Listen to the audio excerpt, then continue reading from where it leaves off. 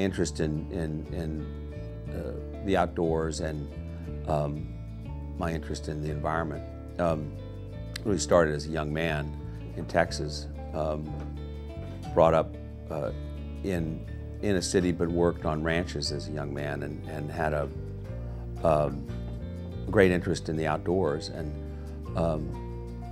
though I had a long academic career, my interests were always more towards the outdoors than to the academic. I came to California in '77 as a graduate student at Davis in viticulture, and then came to Napa in '81 as a grape grower.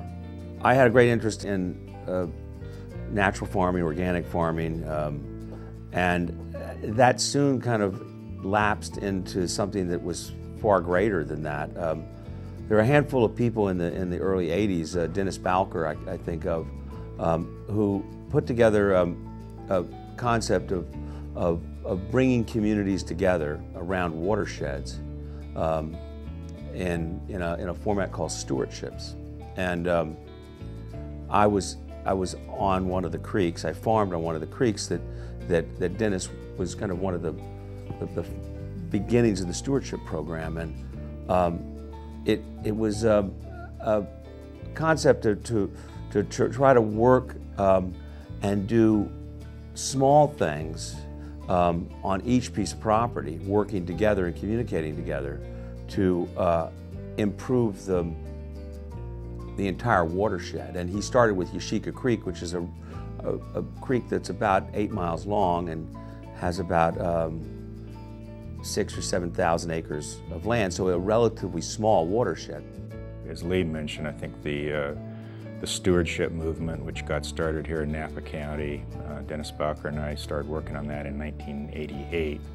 There was a little, about a 3/4 inch long shrimp in the watershed, a very rare endangered species that was being listed by the U.S. Fish and Wildlife Service at the time, called the California freshwater shrimp. And we knew that the regulatory agencies were going to come down pretty hard on the agricultural community. Growers, when they are given an opportunity to do things on a voluntary basis and to see the writing on the wall a little bit early like that, are going to do much better down the road in adapting their farming practices and adapting to the environment and understanding what's needed. And he brought us together as a community of landowners and started talking about, one, we had endangered species on the creek, and we, the threat of actually being asked to stop doing what we do, farm, was real. And one way to do that was to be proactive. The Environmental Protection Agency gave us the opportunity. We saw it as a tremendous opportunity for the growers themselves, with just a little bit of input and coordination on our part, to develop their own criterion, which they did. And within about 6 months, this subcommittee had come up with a series of guidelines for managing pesticides in the watershed, which when we presented the draft to the Environmental Protection Agency and the California Department of Food and Agriculture, they were quite shocked, because the growers had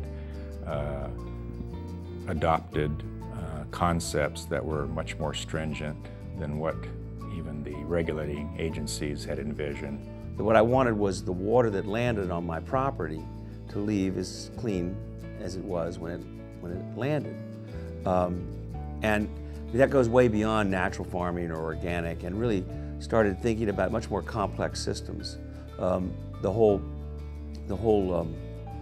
reduction of inputs, the reduction of impacts. The agriculture has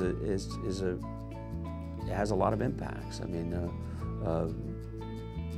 water quality and air quality are oftentimes negatively affected by it. So it's just the setbacks to me became a small sacrifice to maintain my own kind of personal commitment to